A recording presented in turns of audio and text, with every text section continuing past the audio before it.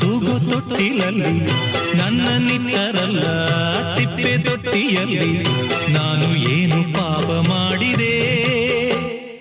ಅರ್ಧರಾತ್ರಿಯಲ್ಲಿ ಅರ್ಧ ನಿದ್ದೆಯಲ್ಲಿ ತಾಯಿ ಹಾಲು ಎಲ್ಲಿ ಲಾಲಿ ಹಾಡು ಎಲ್ಲಿ ನಾನು ಯಾವ ದ್ರೋಹ ಮಾಡಿದೆ.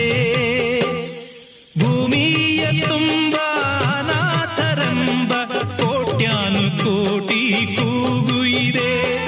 ಗ್ರಾಚಾರ ಬರೆಯೋ ಬ್ರಹ್ಮ ನಿನಗೆ ಎಂದೆಂದು ಅವರ ಶಾಪವಿದೆ. ಉತ್ತರ ಇಲ್ಲ ಪ್ರಶ್ನೆಯೇ ಎಲ್ಲ ಕೇಳೋ ದೇವನೇ.